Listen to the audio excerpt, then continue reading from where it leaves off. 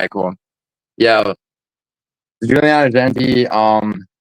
Class MMA, and this weekend, today actually, fucking UFC Fight Night, Burns versus Morales. Let's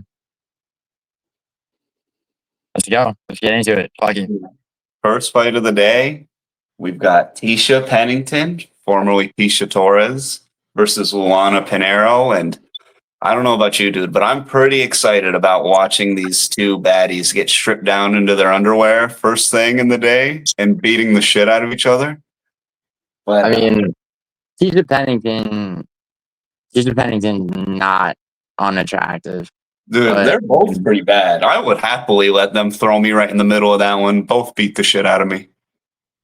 They are both pretty fine. Did you think Pennington's better looking than Pinheiro at this point? Yes, I do.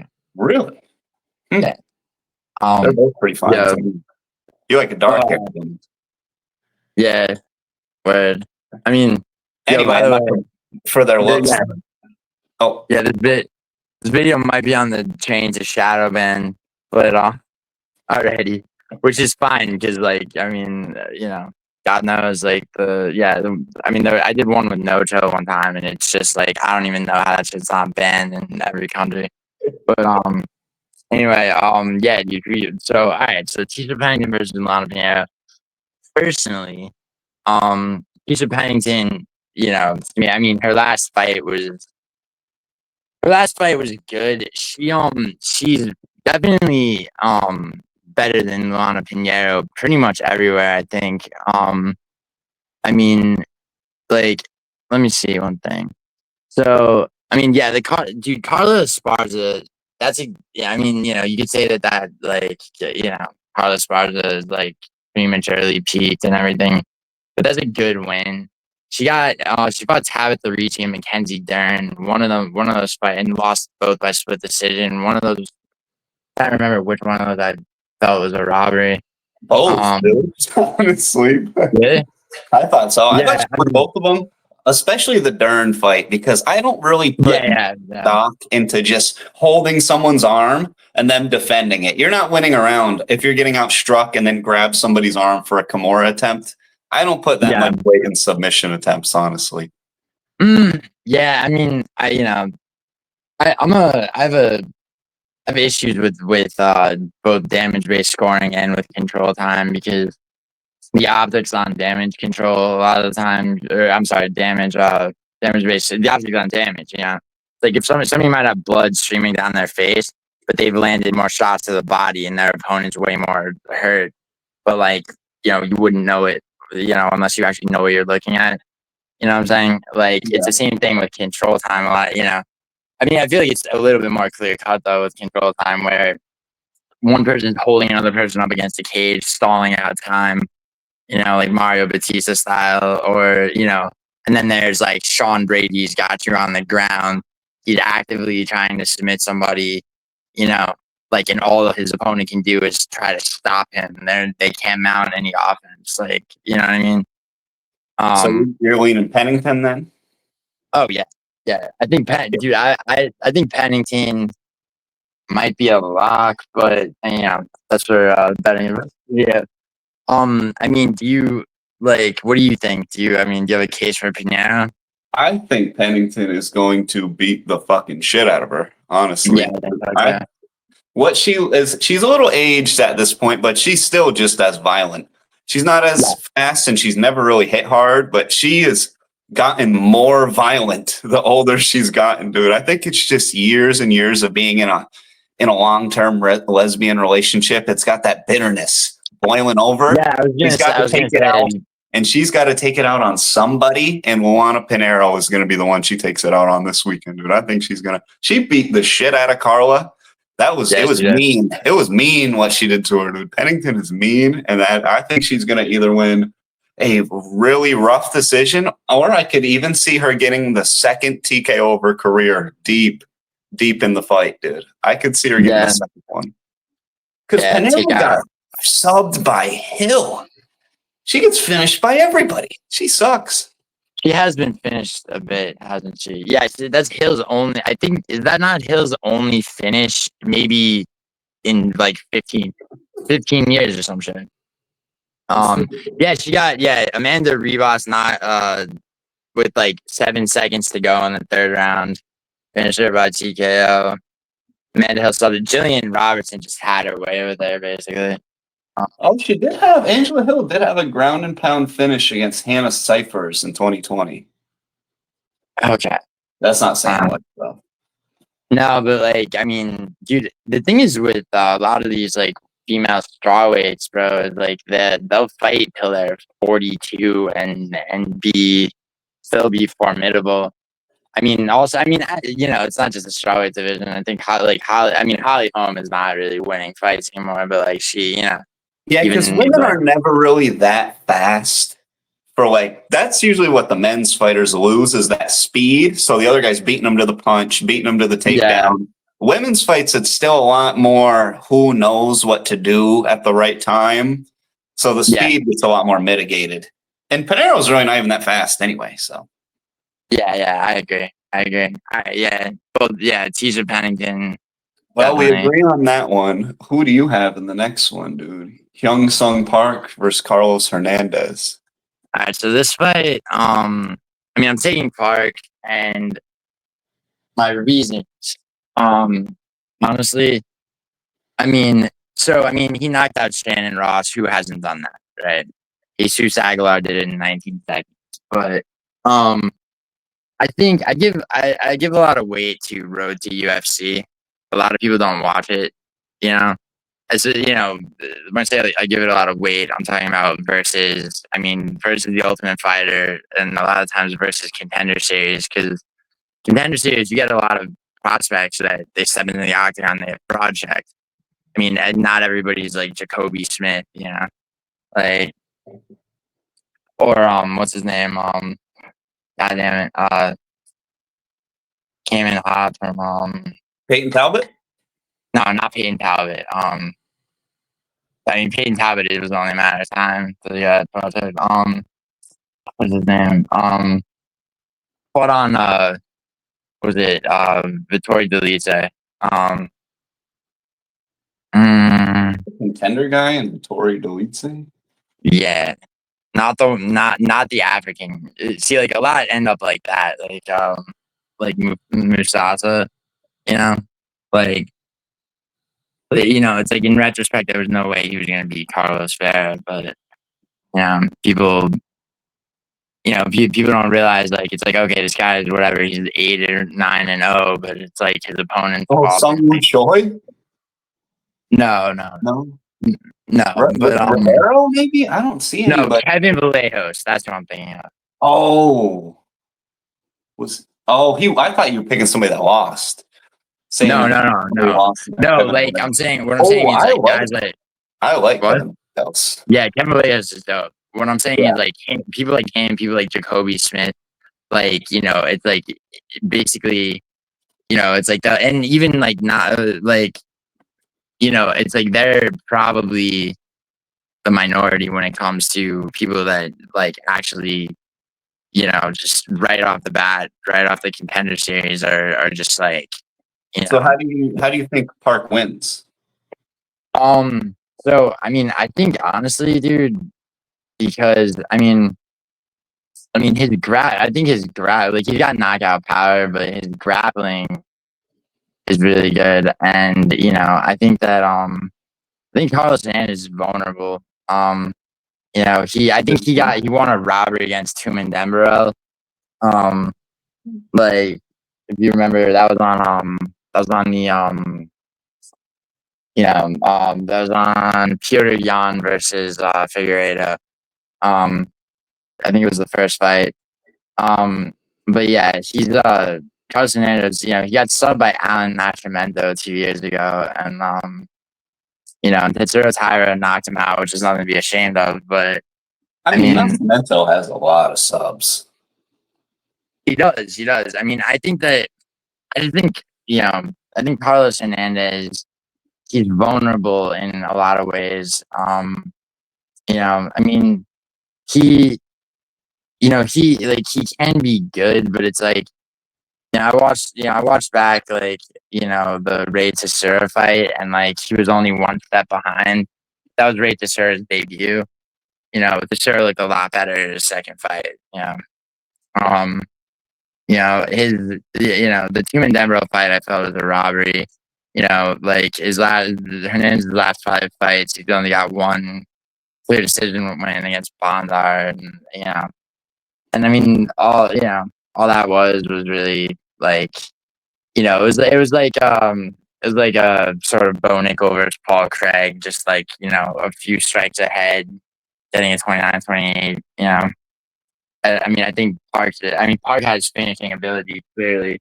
He's 2 fights into his contract, and he got 2 finishes, one by sub, one by KO. I think he's the more dangerous fighter. He's undefeated. So I'm very, very wary of Korean prospects. A lot of times, dude, the Korean prospects look real, real good, and they shit out heavy. I agree, dude. Hernandez, he's got a lot of holes, and he is vulnerable a lot of times.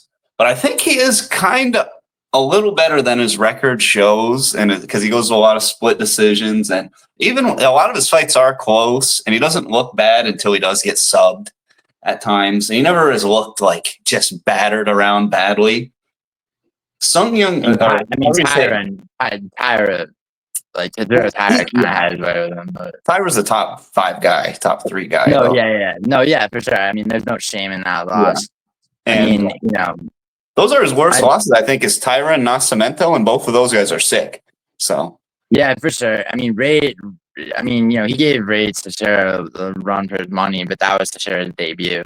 And the fact that Park is minus 200 coming off, it took him, and honestly, when he fought Shannon Ross, it was a little too competitive for my liking, dude. Shannon Ross is that's right. Terrible. He is horrible. He's very bad, bro. And it was competitive until he finally clipped him. Then it took him a little too long to find that knockout, and I don't think he's going to find a knockout on Hernandez. I think it's going to be close. I think it's going to go to a split decision or a very close decision. I think in that scenario, you want to be on that plus 160, on that plus money Hernandez. And I think people on that minus 200, they're going to be wishing, frick, this is tighter than I thought. With that, I don't know, man. I don't think, the thing about betting lines is like the numbers get into people's heads. And they're like, okay, I could see, it's like, is it possible this guy could win? But they're a lot of the time their thinking is influenced by looking at betting lines. You know what I mean? Like, if you really I mean, this is it's my opinion. If you think about how this fight goes, you try to see it for both fighters. Like, I mean, you're right about Shannon Ross, dude. It took Jesus Aguilar 19 seconds, like I said, to knock out Shannon Ross. The way that I see it, Park wins the first round, and Hernandez wins the third round. So it comes down to who can squeak that second round in there, I think is what it's going to come down to. What makes you think that, because I mean, Park tends to look for finishes. What makes you think that, if it goes, because I mean, it would be Park's first time seeing a third round in the octagon. Right? Yeah, I think Hernandez's defense is good enough to not get finished in the first 2 rounds, and I really think Park is when he gets to that third round and he's unfamiliar with it. That's when Hernandez is going to be able to take that round from him, because he's going to kind of know where to be, what to do to squeak that last round out, and that's why I think it's going to come down to that round. He got Tumen Denbrough with that. I mean, I felt that Tumen Denbrough was robbed in Hernandez's last fight, but Hernandez definitely made it.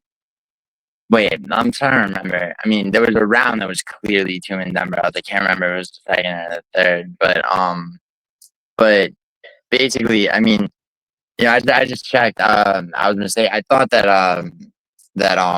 Park's first fight was a second round sub, but it was actually in the third round. He fought Troy, the way that Road to UFC, they do they'll have their finals on an actual UFC card the same way as Ultimate Fighter. So yeah, that's what that was. Third round submission, 3 minutes, 11 seconds in. And looks like what's his song? Yeah, he the dude he fought was had the Korean zombie in his corner. Which I mean that doesn't necessarily mean but and then he was bad. Road to UFC is weird because it's like if they lose the debut in the octagon, a lot of time they'll put them back into Road to UFC. Yeah. But yeah, dude, I mean, man, I just don't see Hernandez, being able to put. I mean, cause I feel like you're counting on him. It's like he might be able to defend against certain things and potentially avoid getting finished, but it's like, you're counting on him to mount some kind of offense against a guy that's actively hunting for a finish. But Park doesn't really have good defense though. That's yeah. I mean, perhaps not. But if he was a more defensive leading attacker, I'd be on him. But he's not. He leaves himself kind of open, and I feel like he'll be open to get tagged enough to lose the decision, maybe, and close enough to where I just don't see him being a massive favorite like he is, honestly. But we're split on this one either way. So you see a finish for Park is what I do, just because it's like, so it's like, as much as Hernandez split, dude. So we're split on that one. I'm on a Hernandez. Yeah, I'm definitely taking Park, but you're gonna take all right. So you take. We move on to the next one then. Yeah. See Gomes, Elise Reed. You want me to go first on this one? Yeah, go ahead. Yeah. So Elise Reed, I will never get the image out of my head, even though it was her debut, of her getting absolutely life-changing ass whooping from Sarge Eubanks. And that was one of the worst ass whoopings I've ever seen in women's MMA ever. She just went in there, just destroyed her and pretty much killed her, probably took years off her life. And I don't know. I just don't think she's really good at anything, Elise Reed. She's kind of slow. She's got a good volume striker. I'll give her. Volume. I do remember that fight. It was Sanhagen Dillashaw. Yeah, that was that's one of those brutal beatdowns of a woman you'll ever see in your life. For Sarge Eubanks. I know it was a while ago, but it's still burned in. Oh my god, that's so much to take. But she. What's crazy about Elise Reed is she made her pro debut on a Bellator card, won by knockout. And then Cage Fury, CFFC, not Cage Warriors, which is a decent promotion. She's got a lot of good experience, and her experience has won her fights before. Kind of knowing where to be. She beat that. I'm sorry. Yeah, that I was going to talk about the Jazz dude. If anybody who brings up that Jazz DeVicious win, dude, that is have you watched that one? I just watched it the other day. Yeah, dude, I watched that. That is a different Jazz DeVicious that that has existed in the last 3 years at all. That is a total different one. So I don't give her too much stuff on that one, but the only thing that I could maybe see her doing is winning a volume decision, but that's it though. She got knocked out by Sam Hughes, dude. Everything else, Gomes, I think, is better at, and it's hard to pick against Gomez. Gomez the neck-tatted lesbian, dude. It's hard to pick against a neck-tatted lesbian, so I'm gonna go Gomes. Yeah, I'm definitely going with Gomes for basically all the same reasons. Gomez decision, I'd say, for that one. I mean, all right, so yeah, I mean, Denise Gomes, as Frankie says, is a bloke. So yeah, I think all she has to do, just to finish up on my Gomes pick, I think all she has to do is, as long as she just mixes it in, punches, kicks, and takedowns, she'll win a decision. She could, dude. Don't forget she did finish Yasmin Yaregui in the first round. I think that Denise Gomes, or Gomes, as they say, is it's funny when they incorrectly pronounce their own names. But yeah, I mean, she knocked out Bruna Brazil, which is whatever. But the Uregui win definitely, it aged well. It's 22nd in the first round. I mean, and it's like that was 2 years ago. That's not going back as far as Elise Reed's split decision win over Jasmine. Yeah. Although, I mean, I think she has so much more power too than Elise Reed. Gomes does. So like, it's just, it's very hard for me to see, Elise Reed winning. And I mean, she's got a total WMMA record 8-4. He's going 10-3. I mean, some of Elise Reed's losses are just like, basically embarrassing. I mean, getting subbed by Luby Godinez is, I mean, losing to her is one thing, but and I mean, losing to Loma Lukbumi, getting subbed by her is also not, it's not the end of the world. You go back, Sam Hughes knocked her out, Eubanks knocked her out. She hasn't gotten a single finish in the UFC, and she's been in the UFC since 2021. That's how many fights? 8 UFC fights.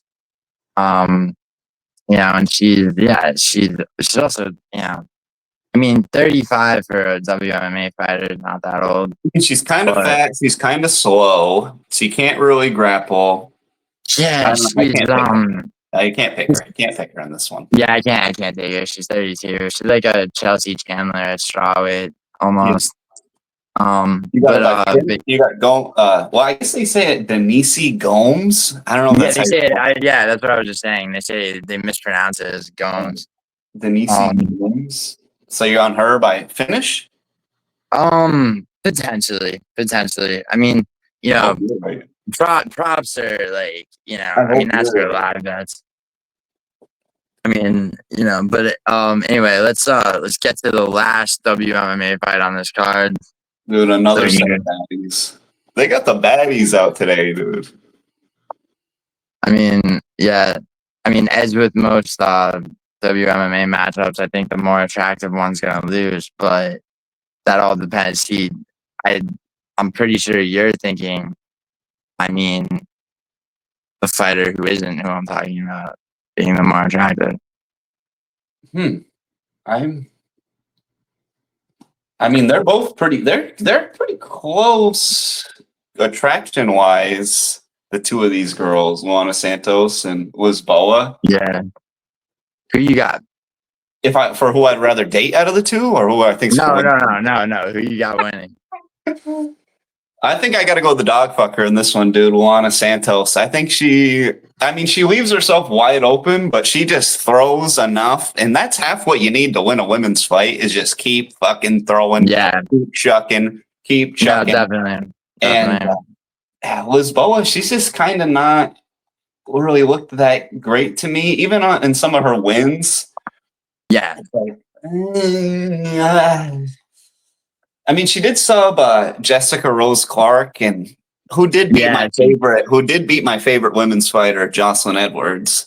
So I can't discount that win. Jocelyn Edwards, dude, I believe I've called every fight that she's had in the UFC correctly. She's my favorite, dude. I knew she would win. Was it on Prada's night? I knew she would win, dude. I did not expect that finish. But, I did, dude. I was on that one heavy. I was like, she's gonna blow Chandler's head off immediately. I mean, that was quite the performance. I think there have been a lot of finishes in. I was gonna say this calendar year. There have been a lot of WMMA finishes. Hell yeah, dude. They're starting to get it together, the ladies. Yeah, word. I think though I don't see a finish in this fight, but I have Luana Santos as well. Yeah, same by decision. I have her by decision. Yeah, I think I think anyone taking Lisboa, if they're honest with themselves, is gonna I don't want to call people casuals necessarily, although there's a lot of them out there. I think anyone taking Lisboa is, like I said, just looking at the betting lines and calling this fight a toss-up, and then going with the one that's plus money. You know what I mean? So you think Lisboa is better looking than? Yeah, dude. I mean, that's pretty much a blonde versus brunette conversation, to be honest. But I think Luana Santos has a better face structure. She's not as boxy. She's still a little boxy, but not as boxy. But both. To be fair, right now, I'm going off their the standardized UFC. I mean, but I think they both have accounts outside of the US as well, or outside of the UFC, I should say, that they make money with. I think they both have those. I mean, I might be wrong though. How did you come to know that? I think one of them, I went on, I think it was Lisboa. Oh no, Luana Pinheiro's page is who I was on earlier that has one right here on her Instagram. She's got it linked. So I might be getting that mixed up.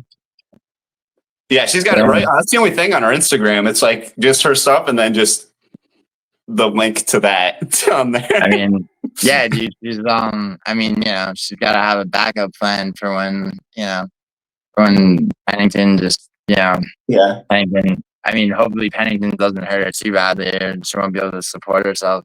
Yeah. Okay, so we're agreeing a little more than I thought today. So do this next one, Connor. Right, so we're both on Luana Santos for the by decision. Yeah, I think so too. All right, next fight. Dude, Connor Matheus might be the worst fighter in the UFC. Awful. He's so bad at fighting. Dude, he's terrible.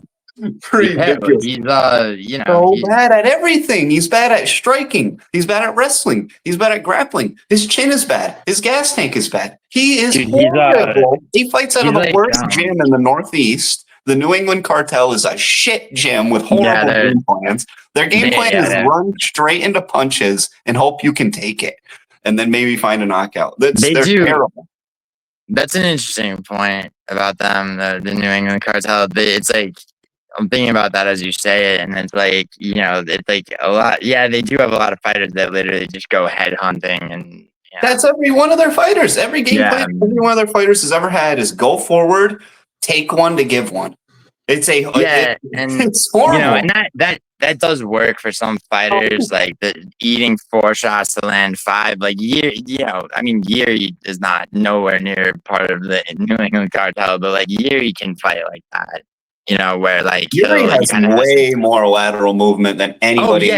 No, without question. I'm just saying that like Yuri, a lot of the time he kind of has to take some damage in the first round to like in the Rakic fight. Nobody in the New England Cartel can fight off the back foot. I don't think they ever train them. I don't think they ever train them ever how to move backwards or side to side. I think they don't have that. How to move lateral movement issues. They are flat-footed forward movers, and that's gonna get him fucking killed against this guy. Yeah. Do you remember his debut against Dennis Bazooka? Where like knocked out by Dennis Bazooka. He is I thought he was the shittiest fighter in the UFC. I think he's slightly underrated, but at the same time, that fight in particular, bro, like I think Dennis Bazooka he knocked out Jamal. Bazooka did knock out Jamal Emmers. He beat Sean Woodson. Those are fairly impressive wins. Or I'm sorry, wait, no. He was knocked out by Jamal. Yeah, I say he got destroyed immediately by Jamal. I just went colorblind for a second. On the I think Dennis Bazooka is very shit and overrated because he trains under Matt Serra and he trains with Sterling and Marab. Yeah, Serra Longo hasn't had. I mean, they Aljo might be their best ally. Marab, who else besides Aljo? Aljo, Marab. But Marab doesn't chain. Marab doesn't chain there anymore, man. Chris Weidman. Weidman peaked. I never thought Weidman was that good, dude. I was so proud of myself, picking Anders to beat Weidman, and then he got the finish. I think Ray Longo may be the greatest coach in MMA history because of how he has managed to take those types of guys and propel them to championship gameplay plans. He managed to get Sterling to beat Jan.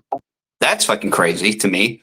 He freaking pretty much just out game plans guys. They just, as long as they follow the Longo game plan, a lot of times he can get them to win. It's when they start going against it is when, and he's managed to get some crappy fighters up there. I think he is up there as far as getting you to fight as good as you can within your own style.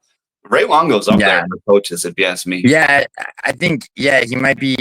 Who's the guy that like he might be in that way? Maybe the opposite of like somebody like Kavanaugh, who basically just like ITP did that video about how he's basically like more of a yes man. Like the total opposite to me to Ray Longo is Henry Hooft. Henry Hooft takes a fighter and goes, "Oh, you're a good wrestler. You're a good grappler. Well, let's go ahead and get you to start throwing lead hooks right off the rip. Let's get you to walk forward and just bang out punches every single time. We're going to turn you into a puncher." It's crazy. Henry Hooft takes anybody and turns them into just into Calvin Cater's style, pretty much. Turns them into Michael Chandler's style. Where I think that's Michael Chandler's coach is Henry Hooft, where he's like, "Oh, you're a wrestler? Well, let's just go ahead and we're going to shoot one takedown every round." Longo is like, whatever you're good at, we're going to try to, it's going to be smoke and mirrors to get to what you're good at. And then Hooft is like the opposite of that. You're saying that like he has a formula that he follows basically to get his fighters to go against the grain of their base. Interesting.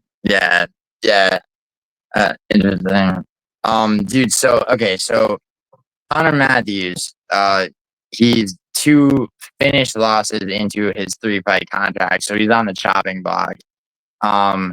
Which like one thing that I have a huge problem with when you'll watch people's prediction videos and is they'll talk about it's like, oh, who wants it more? Now that sometimes matters, but in this fight, bro, it's like Connor Matheus could he might need to win this fight to feed his kids. He's still gonna lose. You know what I'm saying? I mean, Jose Delgado, who debuted against him, first round knockout. And Yadier Del Valle, I forget how exactly you pronounce his first name. His Contender Series fight was not. It was good. I mean, it was impressive for sure, but it wasn't. It wasn't. It was a good it was a good fucking dominating performance. I think one judge gave him a 30-26. He was it took him very little time to and I just pulled it up. Yeah, he was 3-fight odds had him as a slight underdog against Antonio Montero. And he outlanded this dude 177 to 59, and then he took him down twice. I remember, he basically dominated him, on the ground, in actual control. What's up? He's strong. Yeah, he's very strong. He's very strong, and I want to say like he's strong for the division, but I mean, it's if you really think about the people talk about the featherweight division being like the weakest besides for heavyweight. And I mean, there's a lot of guys. I mean, first of all, Mokhtar Evloev is so many of the people. I mean, finally, it's like okay, he's gonna get the title shot he's deserved for a long time. But anyway, sorry, I'm going on a tangent. What I think about Del Valle is that I think it's a finish. I think Connor. It's like you gotta. I mean, there's considering Del Valle as a fighter, but then it's like we're talking about him versus somebody else, and the person that he's fighting is just absolute shot. I'm definitely more betting against Connor Matheus than anything. Yeah, that's definitely true. I mean, although Del Valle is definitely, he's definitely good. He throws, he throws with a lot of power, and he throws a lot. His output is crazy. Like I rewatched this Contender Series fight. and he'll shoot. He'll find perfect moments for takedowns as well. I think Connor Matheus doesn't have a chance. Typical guy that like gets into the UFC and then just like 3-fight contract goes, completely doesn't, he's not capable of performing at, any kind of progressive level. And also, the Valle is 28. He's young enough where, especially at featherweight, where, an impressive enough finish and maybe in one or two more, he's fighting a ranked opponent, in his mind and possibly in reality, he could at some point be fighting for the belt while he's still in his relative prime. So that's what he's going into this with. Connor Matheus is like, gotta win this fight or else they're gonna repossess the car. And his chin is fucked. I got the Valle by KO. This next one, I was torn on. I had to really go through some tape study for this. This is the poop matchup of the day to me. Yeah, you were saying who is more washed up? Thiago. I wish they weren't even. It's so weird to me that they match these guys up against each other. They must have requested. It made sense to me. It made sense to me in the way that they put Cody Brundage against Julian Marquez. But at least those guys are both Cody Brundage, Julian Marquez. They're both just hammer, just smash into each other. They're both retards. Gordon fights kind of like a pussy, and so does Thiago Moises a little bit. They fight kind of. We were talking about this. We were talking about this the other day. I don't think that Jared Gordon is as as washed and necessarily as bad as you say. Not that I don't think he's fighting for the belt ever. I think, or even at the ranking. I think his defense is mid. His boxing is mid.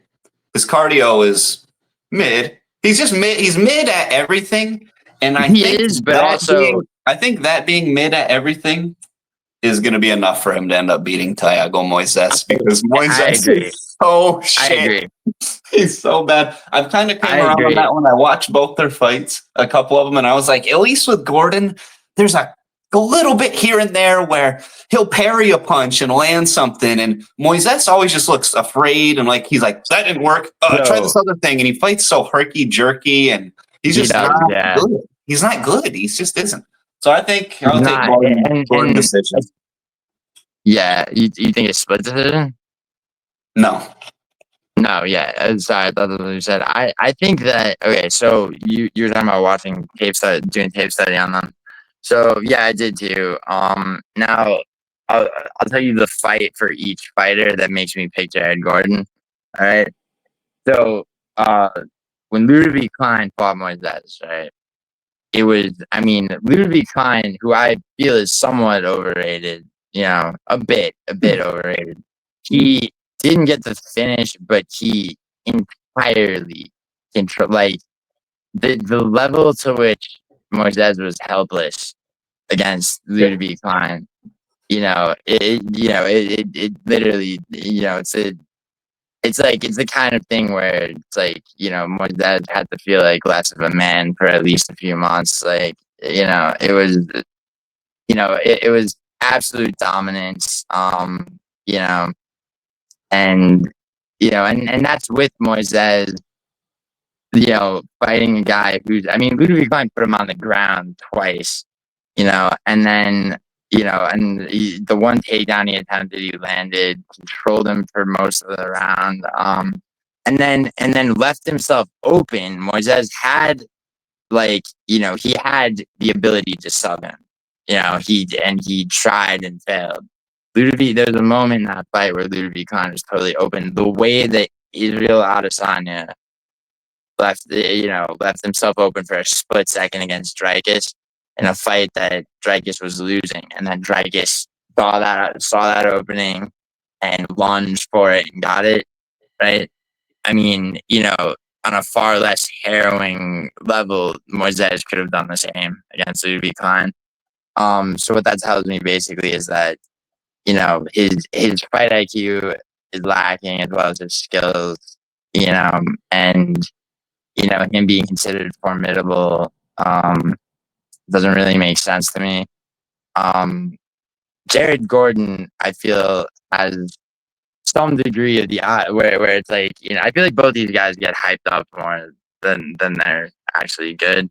You know what I mean? A bit. Oh, I mean, Jared Gordon. I mean, and Jared Gordon's like, I mean, bro, he's from New York and all that. But like the fight for him that makes me, you know, think he definitely will win this fight.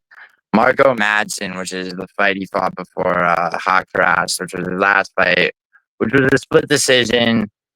I don't think it was necessarily a robbery, but it was very close. The and by the way, the Pimlet fight, one that a lot of people think was a robbery. There's a no contest against Bobby Green. He's had so many fucking fights canceled, dude. Jared Gordon's got to be so sick of bullshit. Like he was supposed to fight Ruziboev's younger brother, you know, on the Rodriguez Cannonier card, and that got canceled. Like, you know, but watching him fight Marco Madsen, right, where Madsen was winning that fight, right? And this is all in the first round, right? Madsen's winning this fight. Jared Gordon engages him in a Muay Thai clinch, actually, you know, and then like brings him back to the center of the octagon and starts throwing body shots. Like he throw, you know, 2 body shots, uppercut, elbow, you know, and basically it's like in one round of fight, there's like a story arc where like one guy is winning and then the other guy converts it, you know. I think Hawkcross was a little bit too fast, and all that. I don't think Thiago Moises is anything like, you know, Hawkcross. Hawkcross is a pretty good counterpuncher too. Yeah, Hawkcross. Yeah. I mean, dude, the thing, see, Hawkcross when I mean, having just beat Ribovic. Oh, no, that was a robbery, dude. Come on, that was such a fucked up robbery. The problem. See, it's like, yeah, I see the argument for being a robbery, but really though, it's like Ribovic was coming off of a fight that he won by throwing wheel kicks to the body, right? He didn't do that at all. All he did was box against Hawkcross. Now it's like, you know, Ruziboev broke the record for most punches landed in a fight at 155, and they gave it to the other guy. That was nonsense. And it ended with him. He almost finished him in the last second too with that kick that he landed. Dude, no, he did, and I couldn't believe that one when they said that one for Hawkcross. I thought I just got done watching like a master class of like, oh my, volume, and then all of a sudden they're raising Hawkcross' hand. I was like, what the fuck? The fucker landed 10 clean shots the whole time. The thing is though, he landed damaging shots, and Ribovic. First of all, Ribovic's defense looked lacking in that fight. And rolled with all those shots. How many times you watched that fight? Twice.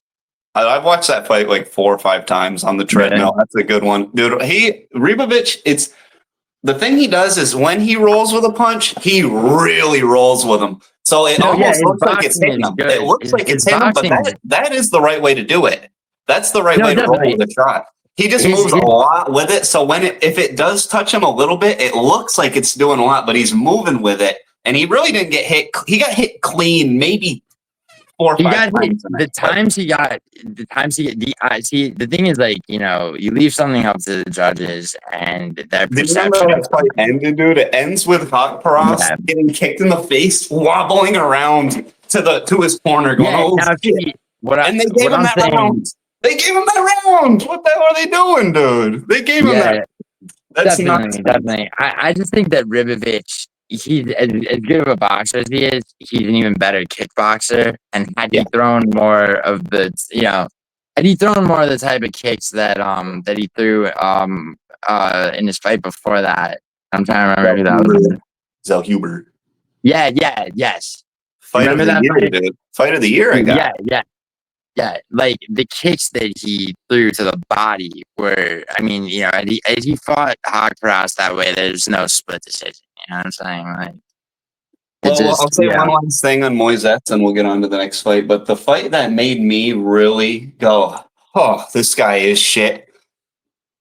To me, a loss to Benoit Saint Denis is you're shit. If you lose to Benoit Saint Denis, you are not good. You don't belong in the top 25, top 50 of your division. If you lose to that bum, he is so slow and not good. And I was saying that his whole way up. I was going, this guy is not good. He's not good. He isn't good. And it's now been shown he's not good. The fight against Poirier was exposing as all hell, and then Moicano too. Yeah. Moicano took 10 years off his life, and then he looked bad in his last win. Yeah, I was gonna say, dude, we were doing that fight companion, dude. He looked, it's like he was the last lock of mine, and he made me nervous against the guy who had. It's like you're going to a second round against a bartender or something. Yeah. I mean, it was a Canadian card. They want to give him one that instead of putting Ruffy in on short notice for Joel Alvarez. He turned all those fights down. Benoit Saint Denis. He turned down 3-4 opponents. He turned down Ruffy. He turned down, I think it was Ruffy, Gamrot, and he turned down 3 people. And finally he was begging, please, I need a bum. You guys are going to cut me. Please give me a bum. Give me a can, please. Begged for a can, and they found one to give him. He turned down a lot of fights for that one. That too, I lost. Dude, Benoit Saint Denis' stock has just went. For me, already, he lost to Elizu Zelensky dos Santos, and people are like, that's not a bad loss. That's not a bad loss. I'm like, dos Santos hasn't looked good in 5 years. And dos Santos, that dude he hasn't looked good in a while. I mean, it's been a long time since he knocked out John Strickland. He's decent. I like him because I like characters like that because he's half Russian and half Brazilian. So he's kind of got a cool look to him. True. But he's mid. He is. He's very one-dimensional, and he's mid. And he made Benoit Saint Denis look like a child against him. He beat the fuck out of him. He did, and he also and this is we're talking about Dos Santos, at the twilight of his career. Yeah, exactly. Exactly. So anybody who loses to Benoit Saint Denis, I'm giving 2 thumbs down to. Cannot pick Thiago Moises, but we spent enough time on this one. We definitely did. Jared Gordon, definitely. Yeah, Gordon decision. This next one, I'm interested in how you see this one, because I've got some pretty rash opinions on this one, dude. Matheus versus Gabe Green. I'm honestly, bro, I think that Gabe Green gave Ian Gary somewhat of a run for his money. I know Brian Battle just clean finished him in 14 seconds. Yeah. But I watched back a few fights. I went as far back as as the Phil Rowe fight. Where Gabe Green, he won a decision. And to be honest, dude, he really he put it on Phil Rowe. And he was throwing everything. He put him on the ground twice. He took him to the ground. He almost subbed him. He's outstriking him, just total outclassing. Now that was 4 years ago, but the dude ain't that old. Okay, the fight after that, he knocks out I can never pronounce this guy's name. Johan Linus, yeah.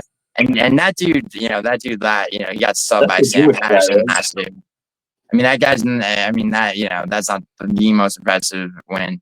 I think, if you're going to look at the resume of Gabe Green, you have to consider, that, it's Ian Gary, I thought a 30-27 in that fight was, Gabe Green definitely had a round, in my opinion.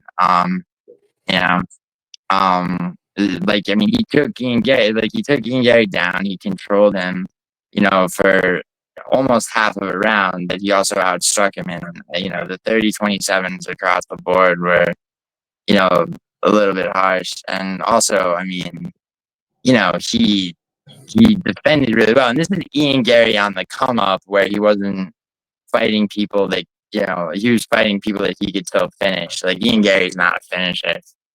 And yeah, I mean, and Brian, and people are, saying it's like, yeah, Brian Battle finished the dude in 14 seconds, and it's been 2 years, et cetera, et cetera. I don't think that Gabe Green's washed. And I think that, he's going into this, with, with an absolute amount of determination against the guy who has definitely proven himself to enough of a degree, but he's fighting his first octagon fight. I'm always wary of that. I mean, he has fought some real opponents, unlike a lot of people debuting. He fought Dorian Ramos. He beat Dorian Ramos with an arm triangle submission. I don't think he's submitting Gabe Green like that. I mean, and his last fight, was in this. I had to track it down, ZFN. But the guy he fought was from Tajikistan, and the guy was undefeated, 8-0. He won by decision. But he's mixed in with like the 2 or 3 real opponents he's faced are the fight before last that he had against the Venezuelan who was 36 years old and 0-3 going in. What did you call?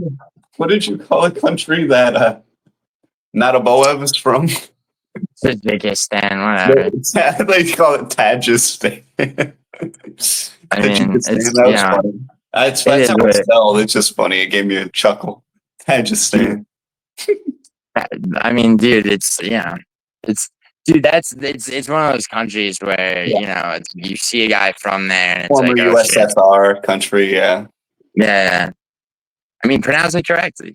Tajikistan. Tajikistan. Tajikistan.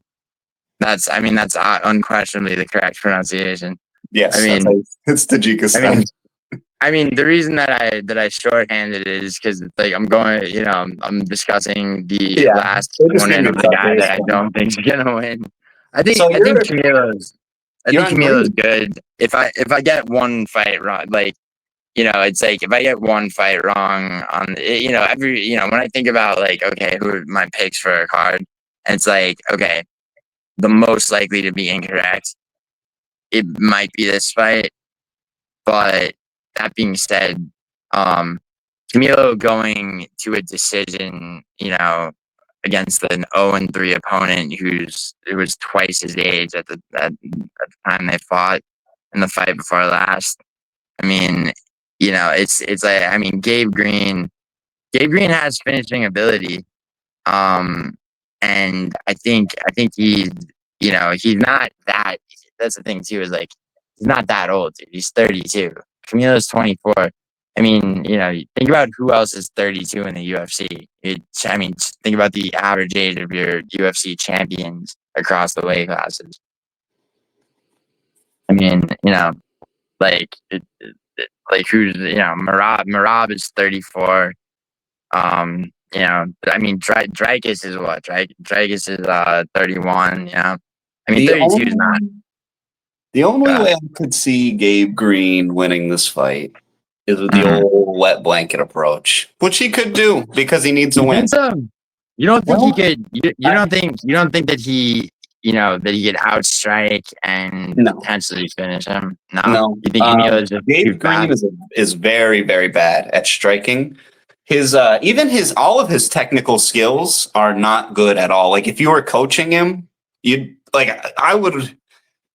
Dude, my own coach would be screaming at this dude. The way he throws punches incorrectly. He throws kicks incorrectly. He lowers his hands at the wrong times. He keeps his head on the outside during takedowns. He's very, very technically sloppy.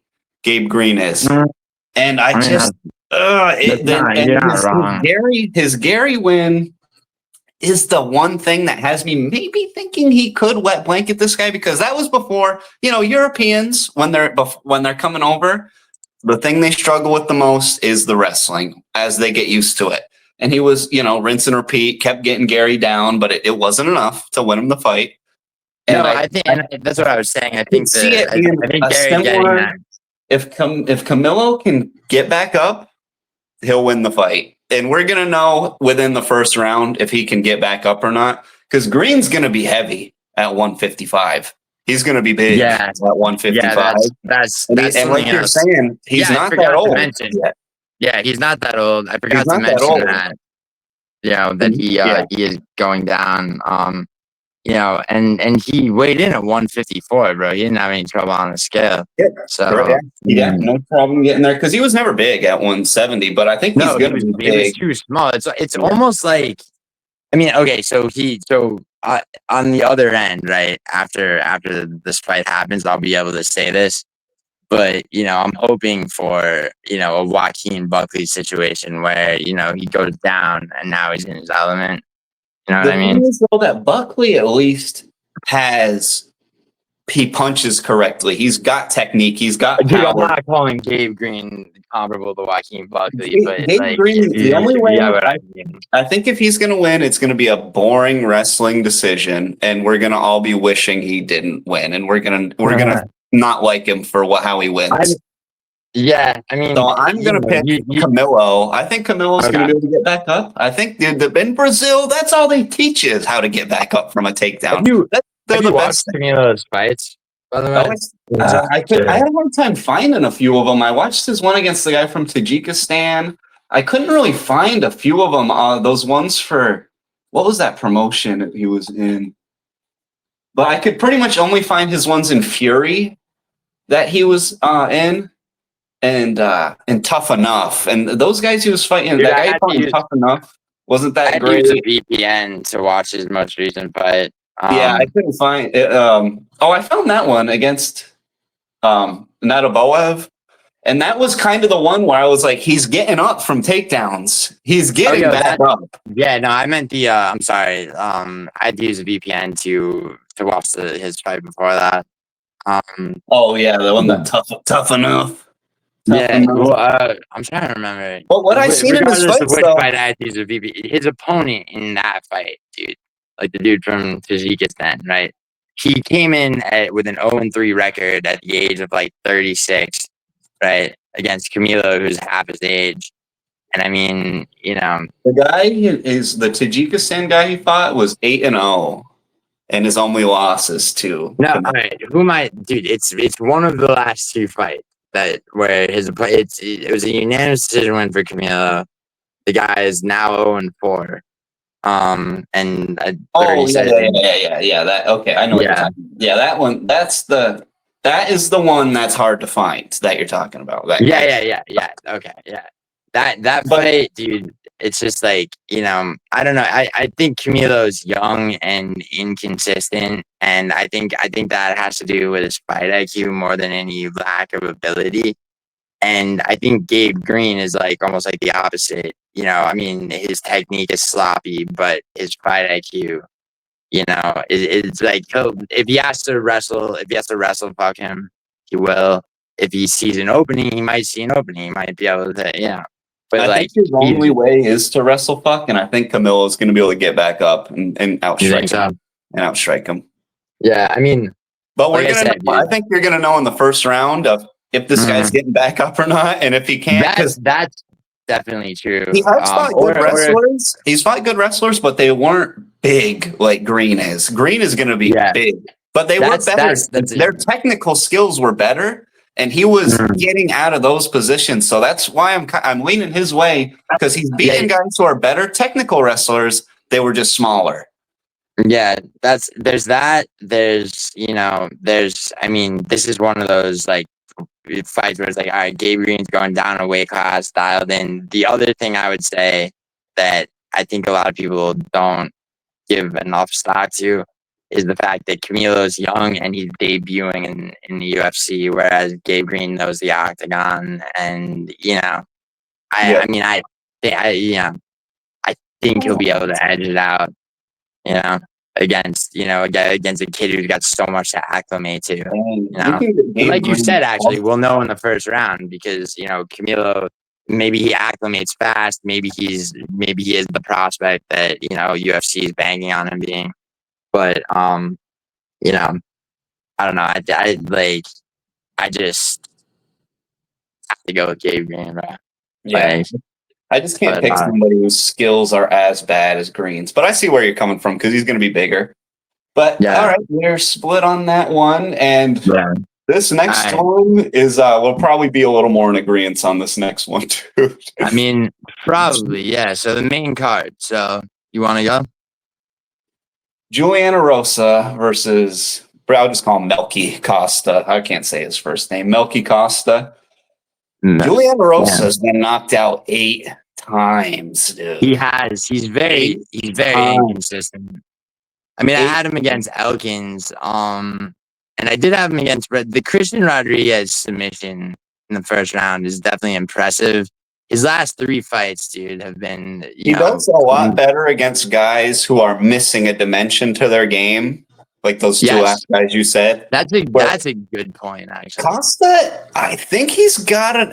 He's well rounded enough to where all he's got to do to win is mix it up. If he continuously mixes it up the whole fight, because he's got. I mean, his kicks are nice. That's probably his best strike is his kicks. He's consistently surprised me with his skill, Costa. I think if he, I think if Costa, keeps on just.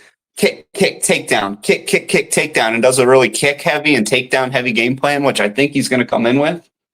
I'm picking Costa in this one. I'm picking Costa too. I think, I mean, like the Andre Fili fight was, I mean, it's like now Andre Fili is somebody who, I mean, speaking of like inconsistent, like, he, like, I mean, when he got knocked out clean by Dan Ige.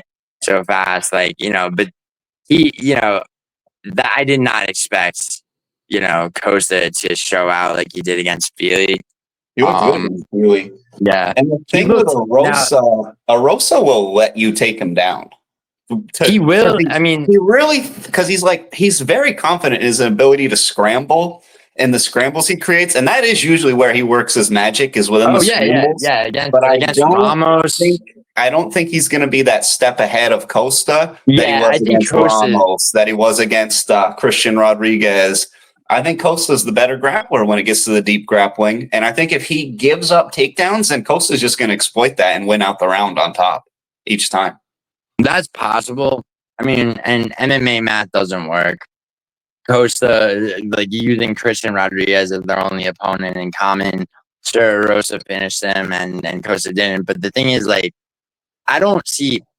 The one thing I would disagree with is that I don't think it. I think Costa doesn't let it get to a deep scramble. I think that because one thing I've noticed about Costa is that he adjusts very well in the moment, like, and he's very good at gauging. I'll say I'll say the limits of his opponent's abilities.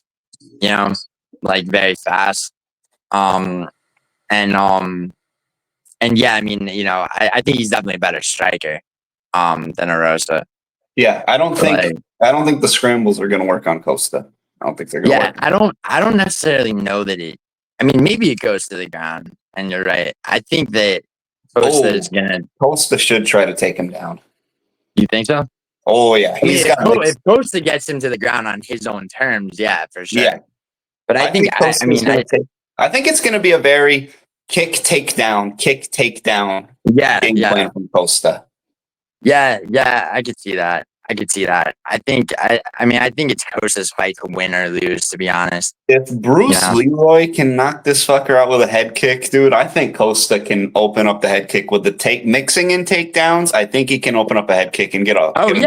No, without a doubt. I mean, like I said, dude, Costa's consistently. Is that Bruce Leroy's only knockout?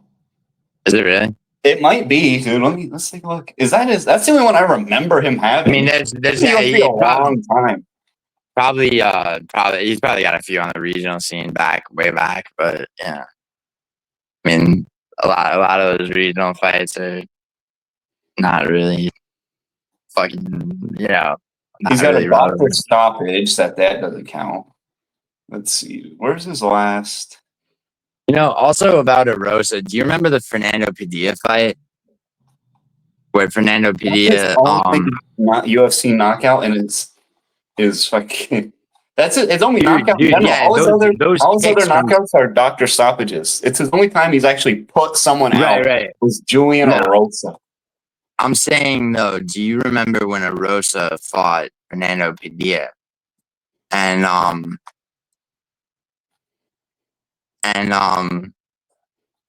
oh, that was like a quick one, wasn't it? Let me pull that up. I think it was really quick. It was a minute 41 seconds. And the thing about that fight too is that Fernando Padilla, like literally, I mean, he's tall for the division, right? Not as tall as Sean Woodson, who went on to knock him out, but like he literally just, I mean, he used front kicks to literally keep Erosa away from him. And then, and then, like, I mean, the knockout he got is, I mean, it's just Julian Erosa, dude, he's, like, if you find the button, it's, you win, basically. He's got a pretty easy button to find. Yeah, dude, Alex Caceres, who I don't rate at all, like, knocked him out. I mean... So you got Costa by knockout? No. He beat Erosa, I'm saying. No, I'm asking. You have Costa by knockout in this matchup. Yeah, I do. Yeah, I agree. I think Julian Erosa is somebody who either finishes you or gets finished. Too. Like I would say that. And I think we'll probably agree on this next one. But what are you thinking about Nursultan Ruziboev? Oh my god, dude! This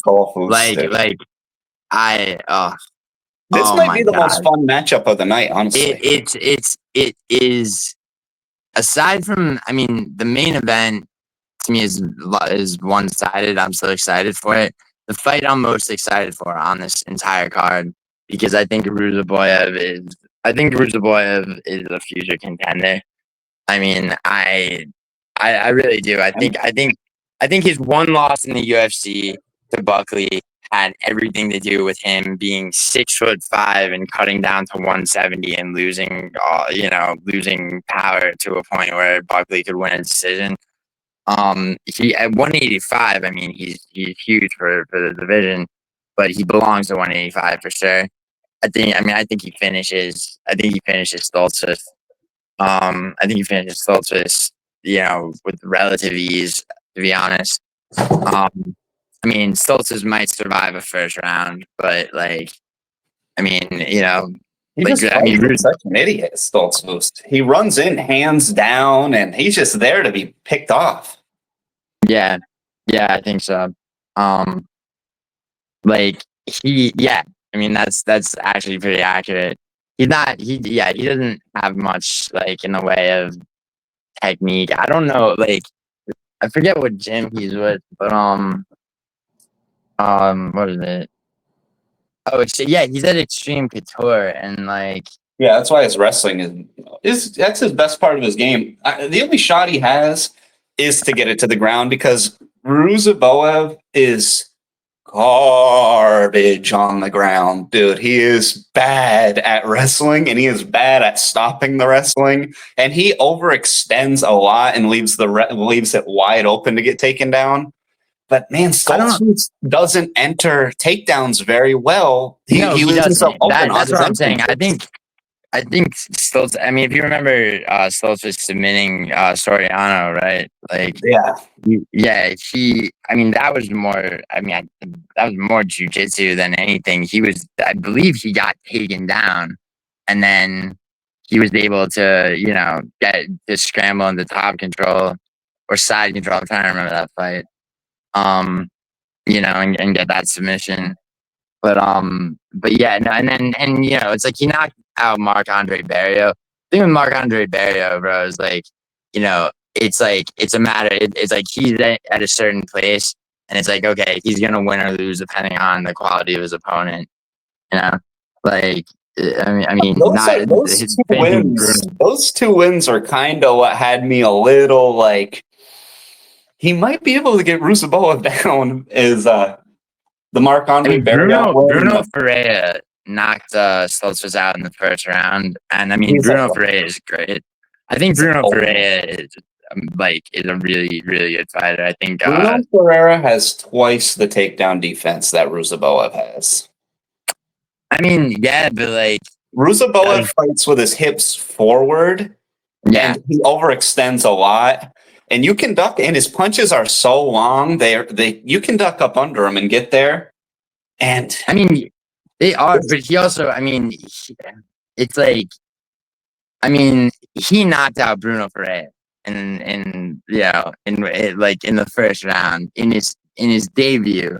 I mean, well, the Ferreira wasn't trying McConaughey to take fight. him down, though.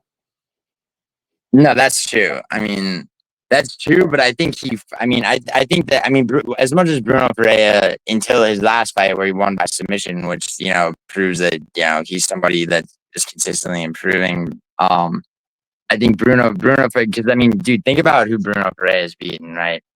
He was, he beat Rodriguez. He, all first round finishes, until he got submitted. And then his next fight, he wins by submission.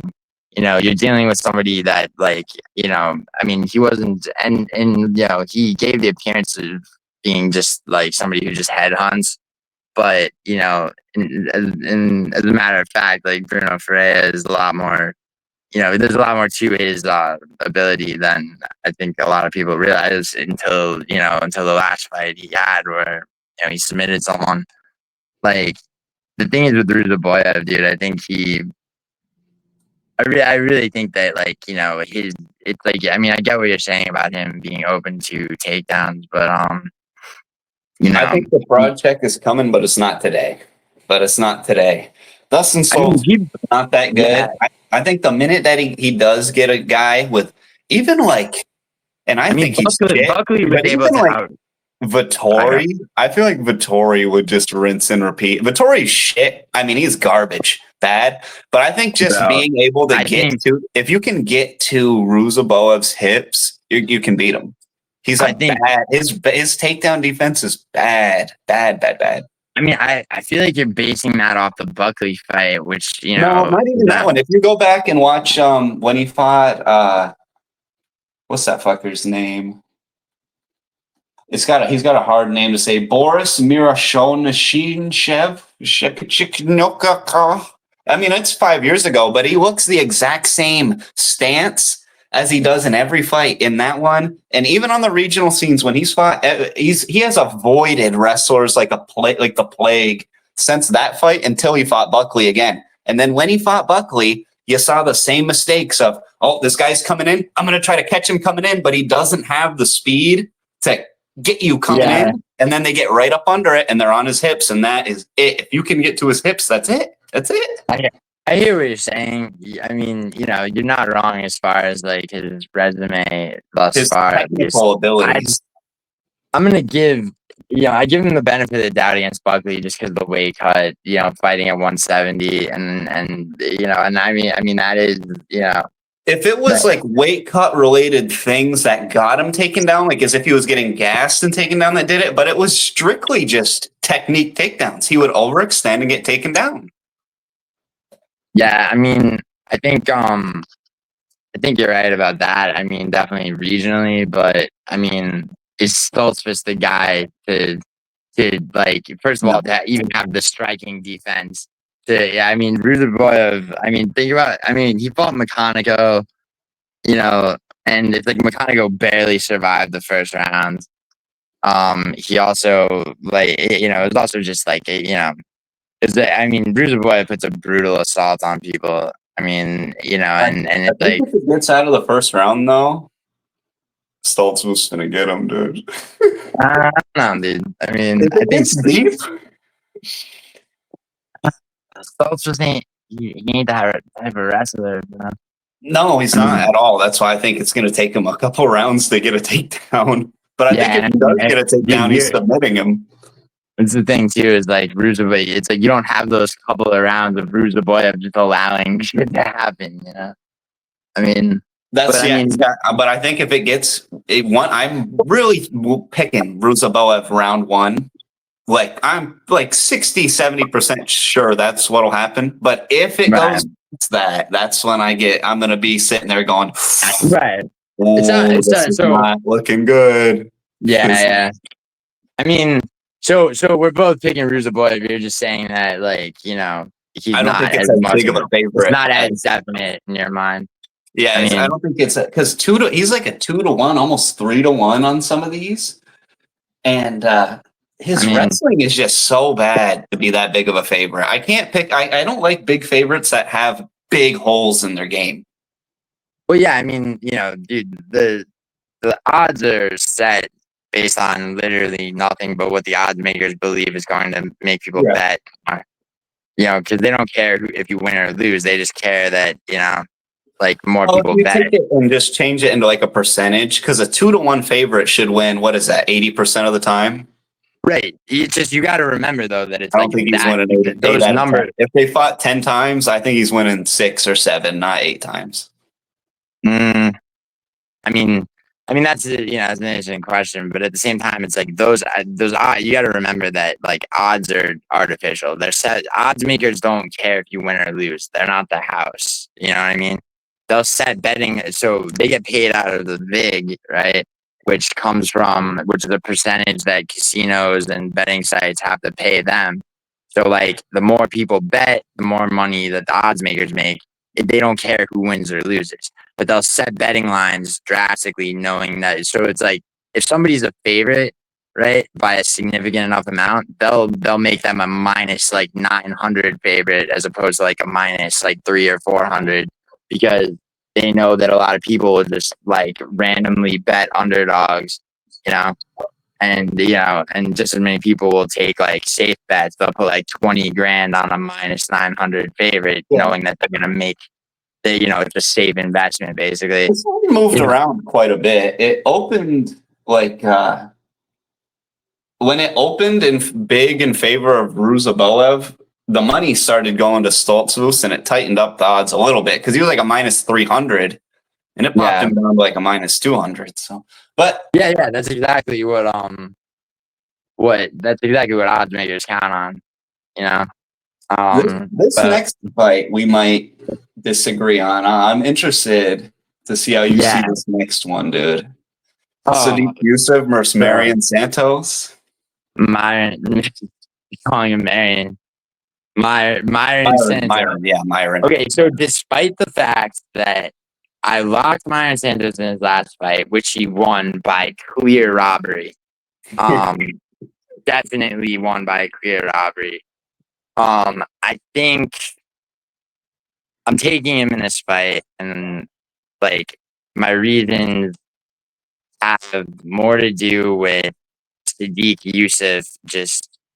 Sodiq Yusuff basically, he doesn't have the finishing ability with his striking that I feel like would be necessary to win a fight against Santos, because he comes out hot and then fades like he did against Barbosa. 5 rounds. Won the first 2 rounds. Now that's the thing too. That was the 3-rounder. He won that fight in a 3-rounder. Dude, he was already fading at the end of the second against Barbosa. He won the first 2 rounds though. Yeah, he did. But it was almost like different completely stylistically, but like just in terms of like, a 5-round fight to a decision, Piper versus Hermanson. I'll let you finish your point and then I'll go. We'll go ahead. Yeah. I mean, I think I think Sodiq Yusuff, he gets sloppy and he gets frustrated. I think the Barbosa fight's like the most exposing of that. I think Mairon Santos, Mairon Santos, dude, it's like that Francis Marshall fight was ridiculous. Like, he made all the wrong decisions, and they gave it to him. But it's almost like they gave it to him as like a don't be retarded in your next fight, like, because you're definitely the better fighter. But obviously it's just the judges being stupid. But his debut, he looked really good. Against hopefully, with the knockout. And I think I don't think he knocks Yusuff out, but I think he wins the decision. I think that Yusuff might win the first round, and then, I mean, what you were saying before, a first round and third round being clear, with the second being the second being the decisive one. I think it goes that way for Santos against Yusuff. Just given, I think Santos is faster too. But go ahead. So do you think Yusuff's problem is a cardio problem or a chin problem? Like, where do you think his problem lies? I don't think it's not a chin problem. I think it's partially a cardio problem, and I also think that how do I describe it? It's limits in his arsenal. You know what I mean? It's like, okay, this isn't working, so I'm gonna just do the same thing with more frustration behind it. And that's where he, that's how Barboza got him. That's, because and then Barboza started to strike to the body, and then it became a cardio problem. I might be able to sway you on this one, dude. I might be able to sway you on this one because. Go ahead. I don't really speculate Yusuff's problem being as much of a cardio problem as it is he has a bad chin. And I did some real deep digging here, and some commissions, after you weigh in the next day, the day of the fight, they'll bring another scale and they'll reweigh you just to see what you're at. And the last time that Sodiq Yusuff was reweighed was in 2019 against Gabriel Mowgli Benitez, and he reweighed in at 169 pounds the day of the fight. So that's a 24 and almost a 24 and a half pound weight cut he was making to make 145. And that was 5 years ago. So it's probably even more now. And I think as his career went on, that was kind of what was eating up his gas tank, is he's cutting 24 pounds. And then the way he fights, it's very move forward. What's interesting about that is so you can see what people actually weighed in the octagon, and Jeff Neal weighs 200 pounds in the octagon, and what I'm saying, it's like they're fighters that make drastic weight cuts and gain it all back. But and that's a bigger weight class where cardio doesn't eat you up as bad as 145. And I think, honestly, I think so too. But what's weird about one thing I was going to say though, what's weird about this fight is it's a lightweight fight, and they're both featherweights. Mairon is a bantamweight. He called the UFC and went, I want a bantamweight fight. Can I go back to my weight class at bantamweight? I came in on tough at bantamweight, and they said, no, your last fight was so crap. Your job is on the line. We want you to go up a weight class and take this fight because we need someone to fight Yusuff. They forced him into this fight. He didn't want this fight. They forced him into this. That's definitely true. Yes. Okay. 100%. And I'll take your word for that. No, he wanted to go back down or fight at 145. He did not want to go up. He is a little tiny 155er. And I wouldn't really like Yusuff at 155 as a debut. I'd be going, we'll have to see how he looks, how he feels back in at this weight class. But he's fighting a smaller guy up a weight class where he's not going to have to cut as much weight. He's only going to have to cut maybe 15 pounds this time. And I think he's going to have the cardio to win the first 2 rounds because he is the better boxer.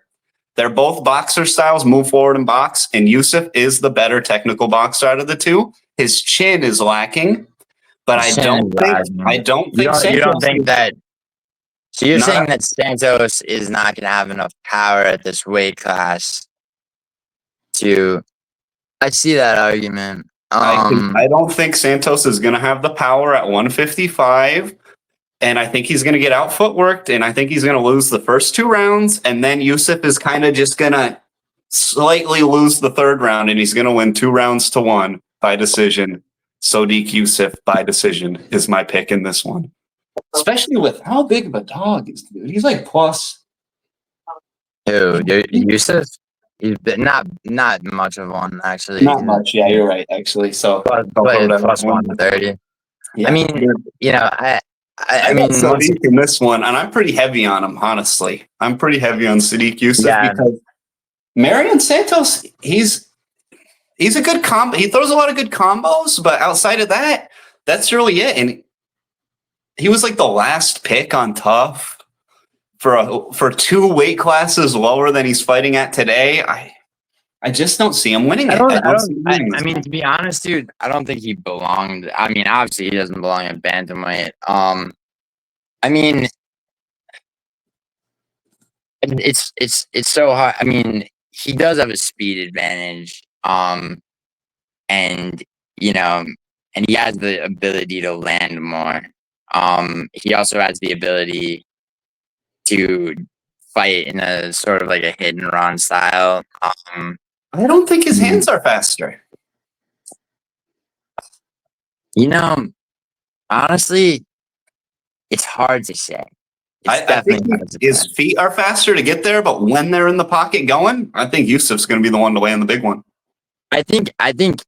Well, so that the thing about that is like, if it gets to the pocket, I'm nervous, right? But Dude, like, if it gets to the pocket, I'm nervous. I'm on so deep. I think it's getting to the pocket. They're both in the pocket guys. It's gonna get to the pocket. Yeah, it's just like what I think about Santos though is like, okay, so like basically, I mean, I've seen, so it's like, I've watched probably 5, maybe 6 of his fights, right? One thing that's consistent is that, it very quickly it becomes about which fighter is opening up. Like Santos, I mean, Santos has 1 loss, right? But and regardless though, and that's the Dan Argetta at bantamweight, on the regional scene, which I mean that's not a well-aged loss whatsoever. But at the same time, like, if you watch enough of Santos' fights, and you start to notice that, like, if his opponent is not immediately dictating the pace, then he will, and then he's got his opponent having to defend. I think Francis Marshall handled that really well and definitely won that fight, and that was a robbery. And Francis Marshall isn't good, but it's not. But I mean, but also, I mean, like, there's pressure on Santos, bro. Like, I mean, it's like, yeah, you got a 3-fight contract, right? One is debut by finish, but you look terrible, and they are cutting people, like, So dude, you think the pressure's on him? They're gonna cut Yusuff if he loses this fight. Yeah. No, I mean, that's what I'm saying. I mean, it's high pressure for both of them. I mean, I think Yusuff has options if he gets cut. I mean, and those options are, I mean, they are what they are. But at the same time, it's like, Santos is, I mean, he's still on the come up. Like, I mean, it's just, I see him edging it out. I don't see it. The only guys that beat Yusuff are good fighters. And he beat the fuck out of Barbosa for a round and a half and won 2 rounds against him. And Barbosa is a lot better of a striker than Marion Santos to me, dude. And for him to get in there and just bomb on him heavy, I think he's gonna beat Santos. I don't know. Santos just doesn't impress me. He never has. And Yusuff has impressed me. He's beaten good fighters. Yeah. It's weird that it's like this fight's so high up the card, but I think I mean, you said, like, Arnold Allen, Diego Lopez just knocked Yusuff out. Which, I mean, as you said, I mean, he could have a chin problem a little bit, especially after that. But then he was cutting 25 pounds. Yeah. I mean, it's like I just see Myron Santos not getting hit a lot, and edging it out on, One of us is going to get to have a good "I told you so" in the fucking group chat after this. Yeah. No, I mean, without a doubt, bro. I am pretty confident. I'm confident on Sodiq Yusuff in this one. This is one of my more confident picks of the card. Is Sodiq Yusuff? I do not give Marion Santos much credence at all. Yeah. And neither do I. When he fights anybody of competition at all, like you're saying, Dan Argueta mopped the floor with him. You watch that fight? He mops the floor with him. He may as well. Yeah, that was a bantamweight. This is only loss. Dan Argueta sucks. His only loss is a bantamweight, but he's a horrible fighter. And Marion Santos is a bantamweight. He's undersized at 145, and he's sure as hell undersized at 155. He'd be a small 145er. He's a teeny tiny little 155er. The thing is, too, though, about that, I mean, you definitely, you're not wrong. I mean, he's cutting. What do you think he weighs walking around? He's probably Marion Santos? Yeah, 165, maybe 170. 160. Really? Yeah, 160. He's a little guy. It says 5'9", but I think he's more. No, it says 5'7". So he's 5'7". 5'7", yeah. He's 5'7", and he's not. He's kind of like his muscles aren't like defined. They're kind of. There's a little bit. He's a little fluffy. No, he's wiry. He's wiry for sure. I mean, he's wiry. He doesn't have like Yusuff. At 145 was every bit of 145. This guy had a little bit of fluff at 145. At 155, I think he's going to have even more on him. And Yusuff is going to have purpose in those 155 pounds. And dude, I'm on Yusuff on this one. I'm on Yusuff. He's one of my more confident picks. It's one. This is one of those. This and Gabe Green, right? Both of which we did disagree on. Well, the Gabe Green one is a tighter matchup than this to me, I think. Yeah, that's straight up like mediocre veteran versus like questionable prospect who's got a lot. This is this is a lot different. But I mean, it's just like I can't see Sodiq. I mean. It's like I can, but I can't see Sodiq Yusuff. I mean, I can see him winning the first round, and I think Santos. I mean, I can't see Santos being as. I mean, he let Francis Marshall do the same thing to him over 3 rounds. Dude, I wouldn't even pick Santos over Bruce Leroy. I mean, I would, but I wouldn't. He wouldn't be able to. I mean, if we're being realistic. Santos' forward-moving footwork is not good. It's not. It's he throws good combos. That's it. His footwork is not good. You remember the Alfie fight though? His debut. His first the fight before Francis Marshall. He finished against some fucking guy that is trash. I mean, sure, but I mean, 0-2. In the UFC. Yeah, in the UFC 0-2, but I mean, Yeah, I'm tough. And the fact that guy awfully beat Nathan Fletcher on tough was when I was like, oh, Nathan Fletcher's garbage too. That's kind of tough. I thought all those guys sucked, honestly. I didn't really think anybody good came out of that. And whenever their fights come up, I'm ready to fade them. Especially Robert Valentin and Ryan Loder have both been. I mean, Loder finished Valentin in the finale that was on the UFC card, and then fucking goes on to get destroyed by Becca. Destroyed. So you're still on. So you're still going to be on Santos, dude, huh? You're still taking Santos? I'm committed. I just like. I'm giving you the chance here, dude. You can switch your pick. You can be on the winning side. Nah, bro. I'm not about to get cold calls, bro. I mean, right, move on to the next one. And also, what I will say to you is that I mean, I can see Yusuff winning the first round. I think Santos adjusts and fights differently if Yusuff overwhelms him in the first round. I mean, because I don't see him repeating the same mistakes as he did with Francis Marshall. He would have to have zero fight IQ, have zero game plan. You got to imagine that he watched Yusuff fight, and that he's done tape study and prepared for him specifically.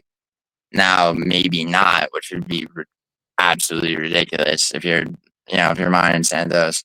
Mairon Santos is pretty dumb. I mean, he's not taking an SAT though, dude. It's like you got a camp behind him that Who's his coach? Who is his coach, actually? It just listed as at the UFC PI is what I asked him. No, he's Extreme Couture. He must have just moved to Extreme Couture. Yeah, he must have not been there too long because they don't even have him. He just moved, dude. Extreme Couture. If he just moved to Extreme Couture, let's see who cornered him. Oh, they cornered him in his last fight. Let's see who cornered him against. Against Valle. Yeah, that was his first fight. Was his last one with Extreme Couture. Before that, he was fighting under Piranha Valley Tudo. Yeah, that's Which is who's this guy? Sure. I don't know any of these guys that they've got. That's what I mean, dude. He doesn't really come from a. No, but he's not going to be the priority over there at Couture either. It's not like he's getting Eric Nixick's attention all day. Eric Nixick, but he might not even be in the corner. They do a good job usually of somebody's got to fight. They've got some shit fighters coming up. Jordan Levitt. Jordan Levitt's trash. I mean, you can't. I mean, dude, you send Jordan Levitt. I don't care what gym you send him to. He's trash.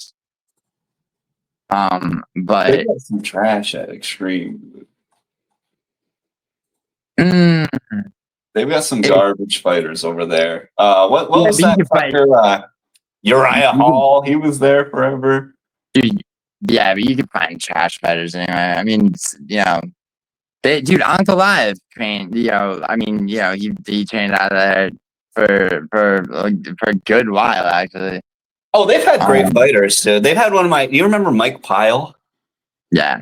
He was one of my favorites back then because I just loved that white trash style. He was one of the original Extreme Couture guys. Dude, I think Strickland is good, man. People. Yeah, he's good. Come on, dude. He's former champ. He's one of my favorite fighters, bro. Probably, he's good as fuck. I mean, and I think he won the first Strikers fight. I'll die on that hill. But regardless, dude. I mean, I think Extreme Couture being Santos' gym. If they cornered him in the Marshall fight, it was that had to be extremely short notice. I would imagine, that that there's be, because it's they only have so many UFC fighters, right? It's and as a gym, they have a reputation. I would imagine that they're on this fight, they're putting enough focus into Santos. Well, that was my only point is that the gym is so big, and I don't think he gets that focus there like that. I don't think he gets any more attention than Brad Tavares or Ngannou or Ian Couto-Abre or Dan Ige, and there's just a lot of guys there, and I don't think I don't think he's gonna have an Eric fight this weekend now. I feel like it's gonna be Ray Sefo in his corner or something, and it's a Ray Sefo game plan compared to dude, how are you gonna here's the thing, right? What if how are you gonna feel if you got Uncle Live and Sean Strickland on camera in his corner? I'd be absolutely shocked, dude. I would. I really don't. I think you're gonna see. Ray Sefo and maybe Jordan Levitt with him or something. I think he's getting the bottom tier. If I see Jordan Levitt, I'm live betting. You see Ray Sefo live bet against it, dude. That guy who gives whenever they set him up with somebody, he gives them a shit game plan. He has them, dude. He is not that great of a coach compared to everybody else there. Now, if you see Jake Shields in his corner, Jake Shields, great. He might be going for the takedown or something. Jake Shields is great. I mean, Dude, Nixick himself is Yeah, definitely but I don't think he's getting Nixick. No, he's not. Yeah, probably not. That's why I think he's getting. Dude, I bet you he's getting Ray Cepho. And if you see Ray Cepho fucking ugly, stupid, smiling ass get out there, dude, change your bet. Change your bet, please. Do not bet on a Ray Cepho game plan.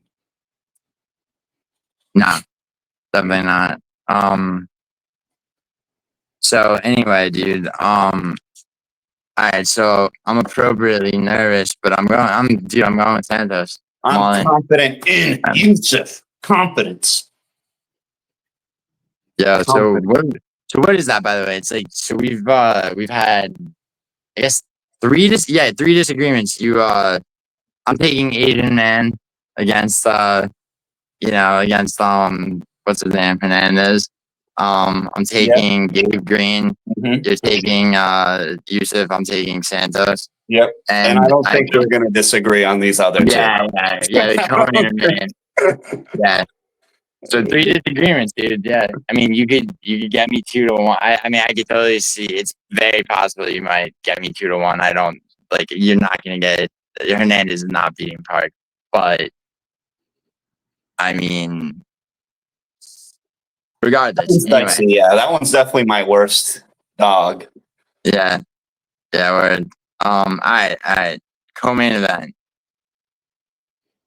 Easy pick, dude. Yeah. So Rodolfo Bellato versus Paul Craig. I mean, Paul Craig's comeback title run. No, it's Bellato, obviously. I mean, despite the Jimmy Crute draw, which I mean that is what it is, right? But I mean, it's like you look at it's like Bellato. It's like how hard is it to finish Ihor Peteria? But I mean, Bellato is just a better fighter at the end. Craig is so it almost has. I mean, it definitely actually. I mean, I say almost. It has so much to do with Craig being washed. I mean, Paul Craig at all. What? He does not move his head at all, like ever, never a single time, never once in ever any of his fights ever has he ever used any evasive head movement ever once in his career. No, that's that. So there's that. I mean, he was a once great fighter, bro. I mean Dude, lost the Bo Nickel. He did lose on the feet. That to me is one of the worst losses you can have in the UFC. Is Bo Nickel. That's a terrible loss. You lost to a guy with no heart, no striking, and you lost in the striking to a guy who comes in with his head. His hands will be down on his hips, and he'll across the top. How the hell you lose to that, bro? Do you remember when he fought Johnny Walker? And Johnny Walker throws. Johnny Walker throws a kick. Paul Craig catches it. Johnny Walker, like a fucking flamingo, is standing on one foot, throws right hook, left hook, standing on one foot, and just knocks Craig out. I mean, I think Craig's getting knocked out again today too. Yeah, I think so too. I mean, and I mean, if Craig is, you got to imagine Craig's gonna try to take it to the ground, right? But I mean. Do you think he survives a round? I mean, the way Kyle Barala finished him, I mean, Bellato has knockout power 100%. I mean, I think, dude, Bo Nickel hits like nothing. I mean, that's the only reason, that fight went 3 rounds. I mean, imagine RDR against Paul Craig instead of Nickel. I mean, do you think it's a round 1 finish? To be honest, probably 2. Yeah, I'm on round. So we're right in agreement on this one. I'm on Bellato, round 2 TKO. Yeah, me too. I mean, yeah. All right, well, easy enough on that one then. Guess we can. Yeah, for sure. I don't think Paul Craig has. I mean, what his last win was again. I mean, he knocked out Andre Muna and that's 3 years ago. Yeah, that was actually a decent win, but not good enough of a win. And it was down a weight class. They're back at 205 now. right? That's at 205. Yeah, Paul Craig's days of being great at 205 are so over, though. Yeah. I mean, it's a shame. I like Paul Craig. I love his nickname, but and I wish there were more Scottish guys in the UFC. I like Scotland. I had one of my most goated picks was what's his name against Buchanan, Chris Duncan, Scottish guy. Again, everyone was on Buchanan's dick. I'm like, no fucking way he deals with Chris Duncan because he had Duncan is Duncan sucks. No, Buchanan. Yeah, Buchanan is trash, dude. He has no grappling, and he got Chris Duncan is coming off a submission to Bellagioki going into that fight. He was a massive underdog, a plus 450 underdog. Dude, the Charlie Campbell win is the big one for me with Chris Duncan. Yeah, that too. I mean, that's a good fucking win. I mean, it is. I think now who said the Buchanan win is good. Like that fight went exactly like I thought it would. Like, Chris Duncan just, allows this dude to basically just give up his throat. Like, but anyway, I mean, yeah, Chris Duncan is the pride of Scotland. I was so disappointed when Charlie Campbell and Mauricio Huffy's match got canceled. I was like, dude, that's a fucking sick up-and-comer striker matchup at 155. That was a bummer that got canceled. Yeah, it was. Definitely. And also that Huffy didn't get to fight Benoit Saint-Denis. I mean, but anyway, so yeah, we're Bellato wins co-main event. Yeah. So all right, main event. Dude, main event to me, it's not even close. I think Michael Morales is going to go out there and blow Gilbert's head clean off and into the stands. Like someone's going to catch his decapitated head. Like, holy fuck, he just knocked this fucking half lesbian looking head clean off. Oh my God. I think it's going to be bad. They're setting this man up for an execution. I think, yeah, like I keep saying, it's like Gilbert Burns is getting the Neil Magny treatment. And I mean, and one thing about like a matchup like this is like, Morales, they put him against Magny before this, and then they put Magny, they gave Magny to protest. It's like a lot of, and before that they gave him the Ian Gary, right? Like, you see these guys that are, once great fighters, some of them contenders, on that still not terrible, but on their way out for sure. Stephen Thompson against Joaquin Buckley. I mean, getting suplexed and then finished. Like, I mean, Stephen Thompson made that fight not uncompetitive, right? But I mean, Burns was winning against JDM. Like, undeniably just on the scorecards. I mean, no matter what you actually think. But then against Sean Brady, bro, it was just subjugation. And, JDM's grappling last year to this year, that's some improvement you don't really see that. That's some improvement you don't really see that often. Yeah, no, that's that, and I mean that's absolutely true. It's like I wanted JDM to win so badly, but I went with Bilal and basically sold my soul, and I paid for it, right? But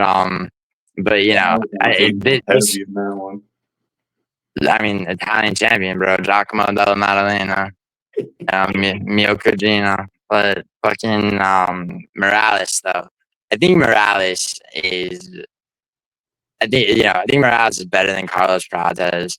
I think he's the best welterweight in the division, dude. Do you really? I think his skills. Maybe only Shavkat. Shavkat without a serious 6 years older than him, though. 6 more years of experience, dude. Even from his debut on when he fought Max Griffin and he kept his composure the whole time. Griffin tried every round he came out with a different plan. Okay, that's not working. Let's try this. That's not working. Let's try this. And freaking Morales dealt with it, shut it down, and beat the piss out of him. In his debut, he was like 22 when he won that one. And I was like, dude, this kid you can't mentally break this kid. He will stick to it and get there. Yeah. His defense, I love a defensive leading fighter. If you come in defense first, like Strickland does, I love a good defensive leading fighter. That's tough to beat. And he comes defense first and then meets with that defense, finds the openings for his very high skilled, very high consequence offense. I really do think Michael Morales has got like future champ written all over him, dude. Morales. Morales. Yeah. No, it's just because Marlon Moraes, the bantamweight. But Michael Morales Michael Morales has, he has deceptive power. Also, I mean, and dude, 12 knockouts or something. Yeah, dude, he has. I mean, he bludgeons people. He he's in top control. Like he just he just doesn't get the puck off of you first of all, and then he's right into ground and pound like as soon as he can. With down long-term veterans. He shut down Max Griffin. He shut down Jake Matthews. He shut down Trevin Giles. Like these guys have been in the UFC a long time, and he was young for that. And he was super young, and he's only getting those, dude. He is going to kill Gilbert Burns. It's gonna look fucked up what happens later today. Yeah, it's also, I mean, and this is the thing too, is Burns is 38, right? Like I said, he's on his way out. I mean, Sean Brady just, he owned him so hard on the ground, right? And then how it's going to go with Morales, I mean, I think it's probably gonna be a second, maybe third round finish, and I don't think it gets to the first or second for me. Yeah, I'm thinking a second, but I mean, basically, what pisses me off a little bit too is that after Morales wins in spectacular fashion, right?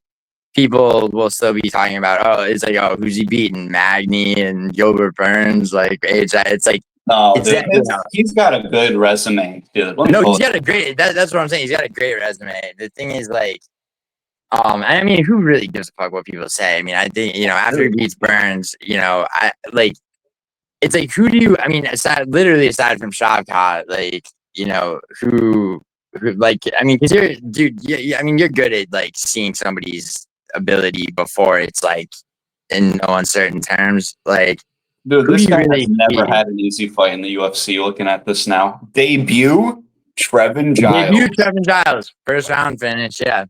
Who do you fight right after that? Adam Fudgett. Adam Fudgett. Third round. Yeah, third round finish. The Max Griffin fight you're talking about. That was impressive. Those next two, Max Griffin and Jake Matthews, those were the two that I was like, holy fuck, because you got to see him stay composed and neutralize two tenured veterans' game plans, no matter what they did, for 15 minutes each on both of those, dude. That was a lot of experience he got in those at a young age, and those are tough guys. Yeah, Matthews. The type of defensive fighting that you're talking about, definitely the Jake Matthews fight. And I mean, what makes me what makes me think, or rather be so confident about, him against Burns is that, I mean, Burns has nothing for him, dude. Nothing. Nothing. I mean, it's going to be, it's going to be disturbing and brutal, bro. I It's mean, going to be sickening to watch like a guy who's been in the UFC like 10, 12 years get just. one straight fight. Do you remember the Masvidal fight? Like, I mean, Burns. Yeah, I mean, it's just like, it's like, and don't get me wrong, bro. It's like, I mean, a lot of people talk about legacy, which that shit's boring. But like, I mean, at least, it's like, at least for Gilbert Burns, he's not gonna go out like his brother, presenting like a female animal. Yeah, his brother has no heart, dude. Herbert Burns. Yeah. Herbert Burns is a quitter. Gilbert Burns is not a quitter. Dude, yeah, no, not at all, dude. His brother, dude, Herbert Burns. Do you remember his last fight before they cut him? Like where he just the ball in the middle. He did that a couple times. I'm talking about how like he got knocked down. Who did he fight? He fought what's his name? Who lost on 311? Jack Jenkins, I think. Yeah, Jenkins. Yeah. He fought Jenkins, bro, and he's fucking like he gets knocked down. He gets rocked and and he's on his back, and then he just splays out his legs and pulls guard and like Dude, he got knocked out 4 fights in a row. Yeah, he had one fluke victory, I think, and then it was dude, he liver shotted Nate the Train. Yeah, dude. By the way, about him, bro, that guy. I was on panel. I got invited to be on a panel with MMA Anomaly, like those guys, and like they kind of. I watched this panel, dude. Yeah. Oh, nice. they're cool and everything. They do a little bit of a kind of PG-13 type show. So like I made some joke about because like when Nate Landwehr fought Doho Choi. Like, kind of, it was on 310 or something. Like, he looked like he had like spinal stenosis or like some kind of like there's some kind of like polio or something he didn't get, that we vaccinated for. Like, like he just didn't look like, he looked completely, trash. And it's like, I'm waiting for the article where it's like he's like, oh yeah, no, I was actually paralyzed, like partially. He's a gangster. He would never admit to it. He would never. That's what I'm saying. The thing I love about Nate Landwehr is he would never, even if he could barely walk into that octagon, he would never discount that win Doho Choi has over him. He would never do it. No, he would of course not. He would never make an excuse or ever do it. He would just take it in stride. Yeah. It's and like I mean, on a much grander scale, I mean the same thing is true of Shavkat. Like, I mean, how it was discovered that he had a torn MCL against Ian Gary had nothing to do with him like saying shit. Like, and I mean, dude, a torn MCL is such a serious injury. That's a bad one. Yeah. Like, yeah, and I mean, before that, he had a broken ankle and he submitted Stephen Thompson. Like, you know what I mean? So I mean, yeah, I mean, I think. Dude, one day we'll see. I mean, I think Shavkat. I'll be honest, dude. It's like, I think JDM beats him, dude. Shavkat. I don't think anyone beats Shavkat. Dude, I think maybe Michael Shavkat. But unless Shavkat goes in with I think JDM is about to have a title run that nobody saw coming. You think he's fighting Moises, bro. And he's going to win.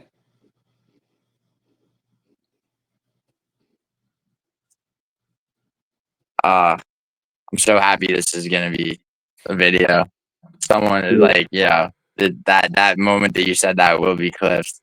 When it comes to official, after I do a good tape study, but I'll make switch. I love JDM. Right now, dude, I'm thinking JDM.